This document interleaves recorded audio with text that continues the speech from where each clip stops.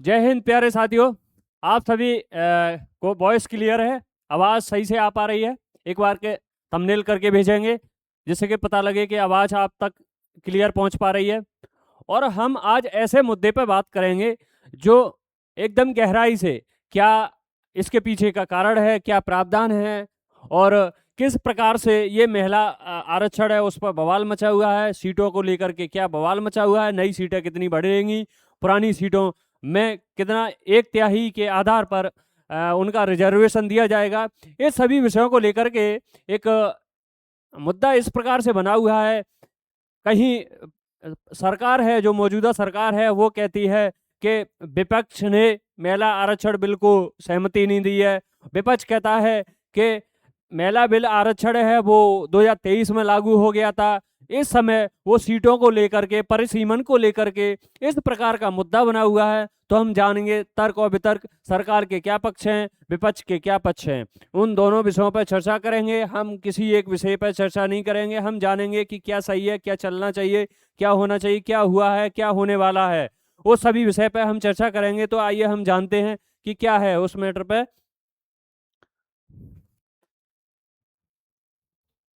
देखिए, तमाम खबरें जो हिंदुस्तान टाइम्स में पढ़ा था हमने, why can not women quota be given in existing Lok Sabha 543 question mark what of opposition and government said and the OBC question.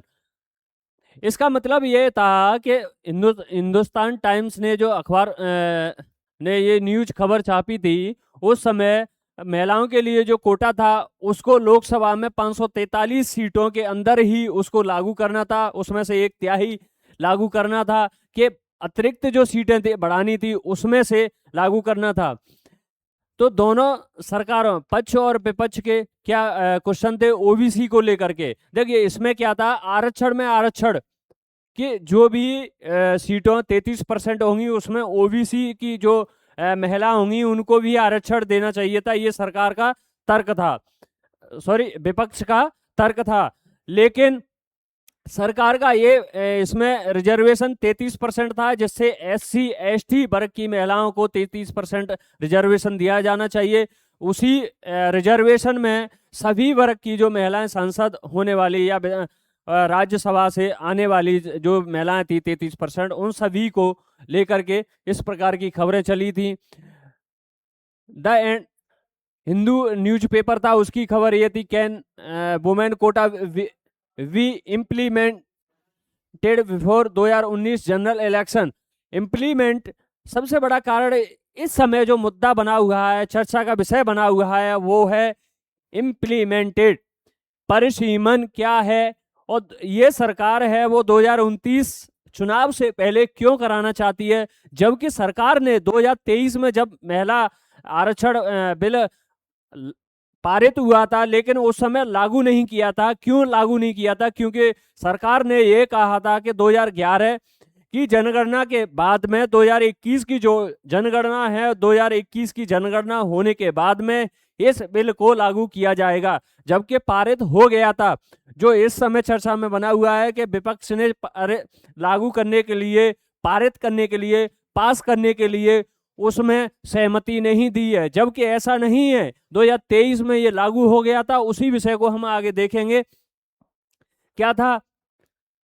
नारी शक्ति बंधन अधिनियम। उसका जो नाम था वो नारी शक्ति बंधन अधिनियम था। निर्णय में नारी विकसित भारत की तैयारी। जैसा कि आपने देखा होगा, चाहे आर्मी हो, एयरफोर्स हो, नेवी हो, इन सभी में महिलाओं की भागीदारी बढ़ती जा रही है। सरकार द्वारा 33% से 50% की ओर जाने के लिए अग्रसर है। ये अपने आप में एक महिलाओं के लिए बहुत ही कहें एक तरह से शुभ कार्य है। महिलाओं को उनके सम्मान के लिए, उनको आगे आने के लिए, उन्हें अपने हुनर का जज्बा दिखाने के लिए, उन्हें आगे आने के लिए ये इस प्रकार के बिल लागू किए जा रहे हैं। इसमें क्या था, आपने नारी शक्ति बंधन अधिनियम, महिला आरक्षण बिल और उससे जुड़े विवादों का बहुत ही सटीक और संतुलित विश्लेषण किया है। ये लेख स्पष्ट करता है कि क्यों एक ऐतिहासिक कदम होने के बावजूद यह राजनीतिक खींचतान का केंद्र बना हुआ है। जो कि 2023 में ये लागू हो गया था। फिर इस समय ये चर्चा में क्यों है, हम उस विषय पे भी चर्चा करेंगे कि सरकार की मंशा क्या है, विपक्ष की मंशा क्या है। हम किसी एक पक्ष को टारगेट नहीं करेंगे। जो अधिनियम के तहत, जो भी संविधान के तहत, संसद के तहत जो भी प्रक्रिया है, उन सभी विषयों पर चर्चा करेंगे। क्या है, आपकी जानकारी को और अधिक स्पष्ट करने के लिए यहाँ कुछ तकनीकी और रणनीतिक पहलुओं का विस्तार दिया गया है जो हम इसमें जानने वाले हैं। क्या है, परिसीमन, डिलिमिटेशन और जनगणना का पेंच। विपक्ष का सबसे बड़ा, देखिए आज के समय में जो विपक्ष का जो तर्क है, जब ये उस समय की बात है, कब 2023 में जब महिला बिल अधिनियम, महिला आरक्षण बिल पारित किया गया था, उस समय की बात है। विपक्ष का सबसे बड़ा तर्क यह है कि आरक्षण को जनगणना और परिसीमन से क्यों जोड़ा जाए। तर्क, 2021 की जनगणना टल चुकी है, जो कि 2021 की जो जनगणना थी वो टल चुकी थी, नहीं हुई थी समय पर। तो परिसीमन, सीमाओं की, सीटों की सीमाओं का निर्धारण अगली जनगणना के आधार पर होगा। जब ये महिला आरक्षण बिल जो लोकसभा, राज्यसभा, संसद में पारित किया गया था, उस समय ये शर्तें थी, क्या थी कि इसको 2021 के बाद में, जनगणना होने के बाद में इसको लागू किया जाएगा। असर इसका मतलब यह है कि आरक्षण 2024 में लोकसभा चुनाव में लागू नहीं हो पाया और इसके 2029 या उसके बाद ही प्रभावी होने की संभावना है। उस समय यह नहीं किया गया था क्योंकि जनगणना के आधार पर था और इसके अलावा कोई मुद्दा नहीं था। लेकिन सरकार ने ऐसा देखा कि अभी इस समय 33% हम इस प्रकार से लेके आएंगे कि जो हमारी 543 सीटें हैं, 543 सीटों के बाद में 850 जो सीटें रहेंगी, सीट रहने के बाद में जो 543 अभी वर्तमान में जो भी हमारे संसद के प्रतिनिधि हैं वो बने रहेंगे। उसके अलावा जो 33% महिला होंगी वो उनको नई सीटों के रूप में दी जाएंगी। इससे सीटें भी बढ़ जाएंगी और महिलाओं को रिजर्वेशन भी मिल जाएगा। इस प्रकार की सरकार की वर्तमान सरकार की मंशा थी। विवाद क्या है, आलोचकों का कहना है कि सरकार चाहती तो इसे मौजूदा सीटों पर भी लागू कर सकती, लेकिन परिसीमन की शर्त ने इसे भविष्य के भरोसे छोड़ दिया। अब ये परिसीमन जो भविष्य है भरोसे, उसको क्यों छोड़ दिया है वो हम जानेंगे। देखिए सरकार क्या है, सरकार ने पहले 2023 में बोला था कि जनगणना के बाद है। अब जनगणना की प्रक्रिया 2026 के आते आते 2027 में आ पाएगी। अगर 2027 में आने के बाद में परिसीमन के लिए रिपोर्ट तैयार की जाती है, परिसीमन तैयार किया जाता है, तो उसको लगभग, जब सरकार दुरुस्त तरीके से काम करेगी तो कम से कम 3 वर्ष का समय लेगी। परिसीमन 3 वर्ष आएगा तो 27 से 2030 हो जाएगा। 30 से उस महिला आरक्षण बिल को लाभ नहीं मिल पाएगा। क्यों? क्योंकि 2029 में तो चुनाव है, चुनाव में उन महिलाओं को आरक्षण नहीं मिल पाएगा, वो सीटें नहीं बढ़ पाएंगी। तो सरकार के लिए एक कहें सिरदर्द बन गया था, क्योंकि उन्हें पता था कि जनगणना हम जल्दी कर लेंगे तो जल्दी हो जाएगा, लेकिन 2021 के बाद 2026 5 साल निकलने के बाद जनगणना नहीं हो पाई। जनगणना अगर होती है तो 2027 तक क्लियर हो पाती है, अभी वर्तमान में जारी है। तो उसी को लेकर के सरकार के लिए ये थोड़ा टिपिकल हो गया। कोटा के भीतर कोटा, ओबीसी आरक्षण की मांग। भारत की राजनीति में सामाजिक न्याय एक बड़ा मुद्दा है। संवैधानिक स्थिति जो है वर्तमान में, संविधान में एससी और एसटी के लिए विधायी आरक्षण है, लेकिन ओबीसी के लिए संसद विधानसभा में अलग से आरक्षण का प्रावधान नहीं है। देखिए एससी एसटी के लिए आरक्षण है, ओबीसी के लिए संसद में अलग से प्रावधान नहीं है। जो जनरल है उन्हीं के आधार पर है, जनरल ओबीसी हो उसी प्रकार से है। तो विपक्ष का जो मुद्दा था वो था कि ओबीसी को भी अलग से आरक्षण दिया जाए, लेकिन वर्तमान सरकार इस विषय पर चर्चा नहीं कर रही। मांग क्या है? विपक्षी दलों, विशेषकर क्षेत्रीय दलों, कांग्रेस का तर्क है यदि 33% में ओबीसी महिलाओं के लिए अलग से कोटा तय नहीं किया गया तो इसका लाभ केवल उच्च वर्ग की महिलाओं तक सीमित रह जाएगा। सरकार का पक्ष क्या है? सरकार का पक्ष है कि संवैधानिक प्रक्रियाओं का पालन न कर रहे और यह बिल अपने आप में एक बड़ी शुरुआत है। अब देखिए जैसा बताया था कि 33% आरक्षण में भी आरक्षण की मांग कर रहा है विपक्ष। अब विधेयक है जो हमने देखा था अभी जो लागू हुआ था, पारित होने के लिए, लागू होने वाला था, लेकिन वो नहीं हो पाया क्योंकि लोकसभा महिला आरक्षण से जुड़ा विधेयक था। अमर उजाला की जो हेडिंग है, विधेयक को नहीं मिल सके 2/3 तमाम न्यूज खबरों में आए थे। कितने थे? 528 कुल थे, 528 से 298 उनके पक्ष में आए थे, 230 नहीं आए थे। तो इस प्रकार से जो 352 होने चाहिए थे कम से कम उतने नहीं थे, इस वजह से ये बिल गिरा था। सीट रोटेशन स्थिरता बनाम अवसर, बिल में प्रावधान है कि आरक्षित सीटें प्रत्येक परिसीमन प्रक्रिया के बाद बदली जाएंगी। देखिए जब 1971 में ये परिसीमन और सीटों का विस्तारीकरण हुआ था, उस समय यही शर्तें थी कि परिसीमन प्रक्रिया के बाद में ये किया जाएगा। लेकिन परिसीमन प्रक्रिया वर्तमान में अब अभी से, जैसा मैंने बताया कि सरकार अगर अभी से शुरुआत करती है तो कम से कम 3 साल लगेंगे। 3 साल लगने के बाद में 2029 का जो चुनाव रहेगा उसमें लाभ नहीं मिल पाएगा। समस्या क्या है, प्रभाव क्या है, हम जानेंगे। जवाबदेही की कमी, यदि किसी नेता को पता है कि अगली बार वह सीट से नहीं लड़ पाएगा तो वह क्षेत्र के विकास में कम रुचि ले सकता है। एक महिला नेता जो 5 साल में अपना आधार बनाती है, उसे अगले चुनाव में नई सीट तलाशनी होगी। यह सीट के एकाधिकार को रोकेगा। अलग अलग क्षेत्रों की महिलाओं को नेतृत्व देखिए इसमें कमी क्या है कि जैसे कोई एक सीट से लड़ पाता है, उसके विकास में वो रुचि नहीं लेगा, क्योंकि अगले चुनाव में हो सकता है कि मेरी सीट ना हो, इसलिए वो कम रुचि लेगा।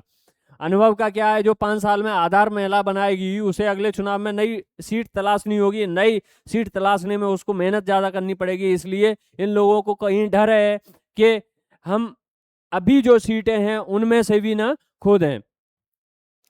ऐतिहासिक संदर्भ, अब तक क्यों अटका रहा? यह बिल पहली बार 1996 देवगौड़ा सरकार द्वारा पेश किया गया था। तब से लेकर 2023 तक लगभग हर सरकार ने इसे लाने की कोशिश की थी, लेकिन क्षेत्रीय दलों के भारी विरोध जैसे हाथापाई और बिल फाड़ना, ओबीसी कोटे की मांग पर अड़े रहना, गठबंधन सरकारों की मजबूरियों के कारण यह पास नहीं हो सका। विशेष नोट, यह केवल 15 वर्षों के लिए प्रभावी होगा जब तक कि संसद इसे आगे न बढ़ाए। यह एक सनसेट क्लॉज है जिसका उद्देश्य देखना है कि क्या इतने समय राजनीतिक परिदृश्य में महिलाओं की स्थिति स्वतः मजबूत हो जाएगी। इसका मतलब यह है कि देखिए 2023 में जब इसको पारित किया गया था तो सरकार लागू भी कर सकती थी, उस समय लागू कर सकती थी, लेकिन उसने क्या जनगणना को लेकर के उसको टाल दिया था। लेकिन आज क्यों है? क्योंकि उन्हें पता है कि 2029 में चुनाव से पहले अगर हम इस समय लागू कर देंगे तो 2029 तक रिपोर्ट आ जाएगी। और जो देखिए परिसीमन कैसे होता है, जैसे मैं आगरा का रहने वाला, मेरी जो संसदीय क्षेत्र है उसमें कितना क्षेत्र है, उसमें कितनी सीटें हैं और कितनी सीटों को निकाला जा सकता है, जनसंख्या के आधार पर, क्षेत्र के आधार पर उस सीट को निकालने के लिए हमें परिसीमन की आवश्यकता होती है। तो उसके लिए जो नियुक्त किए जाते हैं, तो विपक्ष को ये डर है कि अभी वर्तमान में जिसकी सरकार है उसी के आधार पर इनके जो परिसीमन के अधिकारी रहेंगे तो वो अपने हिसाब से सीटों को करेंगे। एक तरह से कहें जैसे मैं आगरा का रहने वाला हूँ या मथुरा या बगल में फिरोजाबाद एटा है, तो वहाँ की जो सरकार के पक्ष में है वो तो रहेंगे, लेकिन विपक्ष में तो उनको हो सकता है अलग दूसरी परिसीमन सीट के संसदीय क्षेत्र या संसदीय जो क्षेत्र है उसमें डालने की कोशिश करेंगे। तो इससे विपक्ष को नुकसान होने की संभावना है, इसलिए विपक्ष को भी डर है। संसद में सीट विवाद के मुख्य कारण क्या है? विवाद का मुख्य केंद्र केवल आरक्षण नहीं है, बल्कि वह रास्ता है जिसके जरिए इसे लागू किया जाना चाहिए। अब इसमें आपको समझ आ गई होगी कि महिला बिल आरक्षण मुद्दा नहीं है, मुद्दा है परिसीमन क्षेत्र, मुद्दा है 543 जो संसद की सीटें हैं उससे 850 करने का, उसको लेकर के है। तर्क क्या है? सरकार का कहना है कि सीट बनने से मौजूदा सांसदों की सीटें नहीं छिनेंगी और 33% महिलाओं को आसानी से समायोजित किया जा सकता है। वही जैसे अभी वर्तमान में 543 जो सीटें हैं वो जैसी की तैसी रहेंगी। अगली एक तिहाई अगर इसका करते हैं तो 181 जो सीटें हैं वो महिलाओं को अतिरिक्त दे दी जाएंगी। तो सरकार ये चाहती है कि ये सीट भी बनी रहे, अगली भी हो जाए, तो 543 से 850 जो परिसीमन के क्षेत्र में नई सीटें बनेंगी उनको भी दिया जा सके।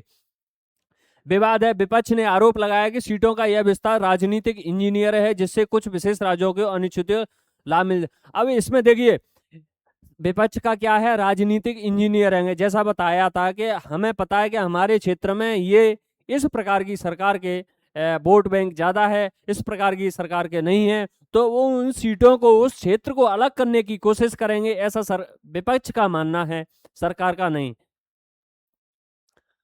वुमेन रिजर्वेशन बिल लोकसभा की 543 सीट में क्यों नहीं लागू हो सकता महिला आरक्षण? सरकार और विपक्ष के क्या हैं दावे?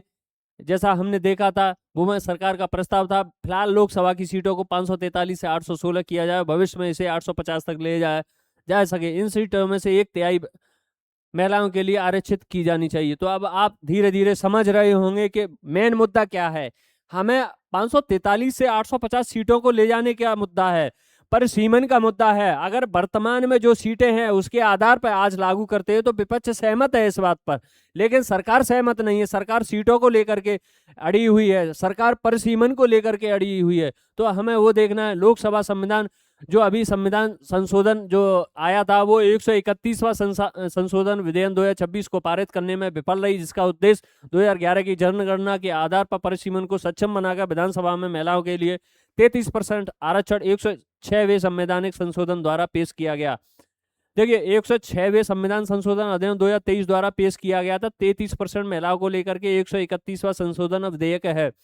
ये मेन मुद्दा बना हुआ 2011 की जनगणना के बाद में जनगणना न होना सबसे बड़ा कारण है।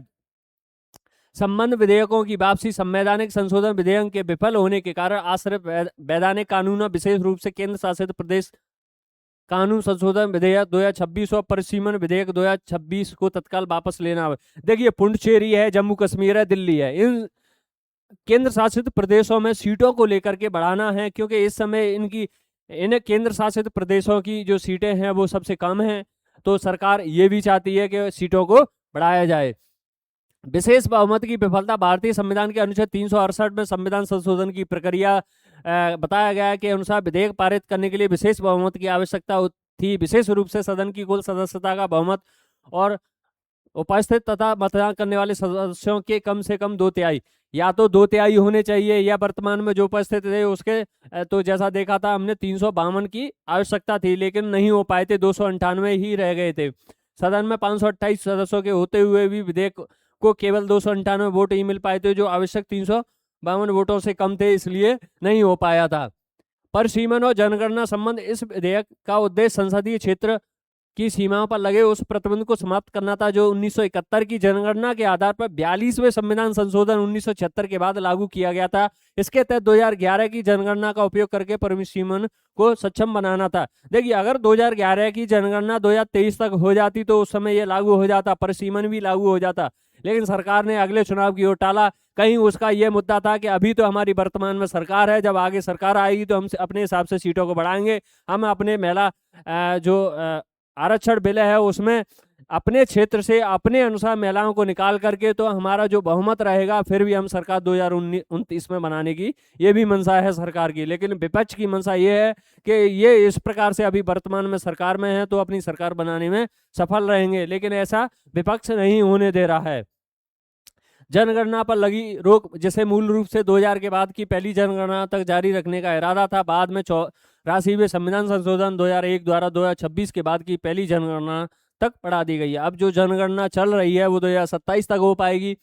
संघवाद पर बहस, उत्तर दक्षिण विभाजन। देखिए सबसे बड़ा मुद्दा ये भी इसमें आएगा, अभी नहीं है लेकिन आगे आने वाले समय में हो सकता है आए। राज्यों के बीच जनसंख्या की असमानता ही मुख्य विधायी बाधा थी।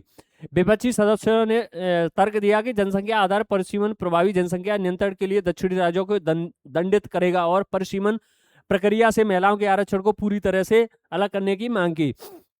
देखिए दक्षिणी राज्यों को दंडित करने के पीछे का कारण क्या है, कैसे दंडित करेगा। देखा होगा 1971 के बाद में जब परिसीमन की प्रक्रिया लागू की गई थी तो दक्षिण भारत ने क्या किया था, 2011 की जनगणना के बाद में जनसंख्या नियंत्रण पर उन्होंने विशेष रूप से जोर दिया था, उसको लागू करने की कोशिश की थी। क्योंकि दक्षिण भारत क्या है, जनसंख्या नियंत्रण करने का पीछे का कारण ये था कि वहां उस राज्य को, उस क्षेत्र को विकसित की ओर ले जाना। वाकई में वहां पर मध्य भारत से, उत्तर भारत से इनसे बहुत ज़्यादा हर एक औद्योगिक क्षेत्र हो या किसी भी प्रकार की किसी भी गवर्नमेंट सेवाएं हों, सरकारी योजनाएं हों, उन सब में सबसे आगे है। तो कहीं दक्षिण राज्य को ये भी डर है कि परिसीमन की प्रक्रिया जनसंख्या के आधार पर की जाती है तो हमारे जो दक्षिण राज्य हैं उन सभी को कम सीटें रह जाएंगी, दक्षिण राज्य को नुकसान झेलना पड़ेगा। तो विपक्ष का कहना है कि इससे दक्षिण राज्य को कहीं उत्तर भारत बनाम दक्षिण भारत इस प्रकार से मुद्दा न बन जाए, इसलिए विपक्ष ने ये मुद्दा उठाया था। 106वां संविधान संशोधन 2023 नारी शक्ति बंधन अधिनियम लोकसभा और राज्यसभा राज्य विधानसभाओं में महिलाओं के लिए 33% आरक्षण की प्रदान करने वाला विधेयक 16 अप्रैल 2026 को लागू हुआ था।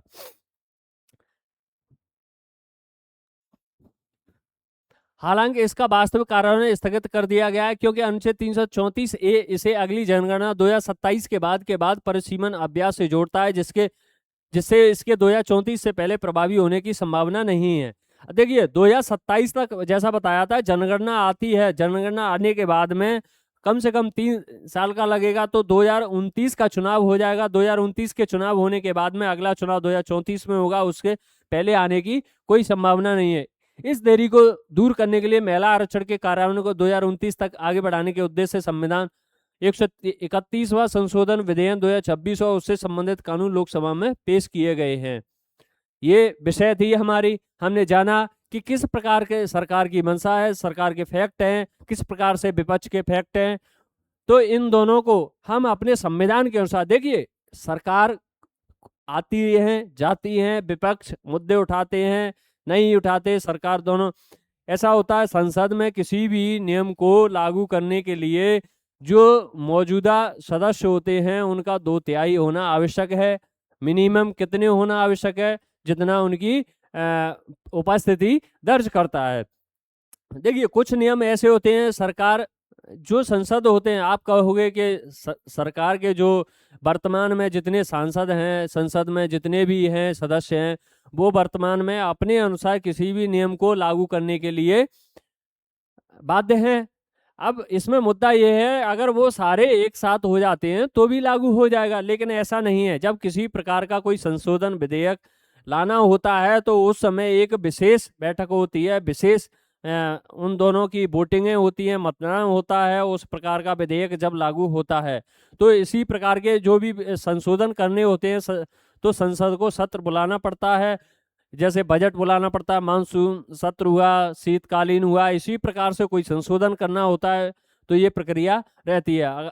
आपने अच्छे से जान लिया होगा कि क्या मुद्दा था, महिला आरक्षण पर बवाल था, क्या फैक्ट थे, एक एक आपको जो संविधान के अनुसार है, जो हमारा संविधान कहता है कि संविधान के अनुसार हमें किस प्रकार से काम करना चाहिए, उसी के अनुसार आपको बताया गया है। आप अच्छे से जानेंगे और आपकी समझ में भी आ गया होगा। इसी प्रकार की जानकारी के लिए आप हमसे जुड़े रहिए और भी आपको अच्छी अच्छी जानकारियाँ मिलती रहेंगी। तो आज के लिए जय हिंद, जय भारत।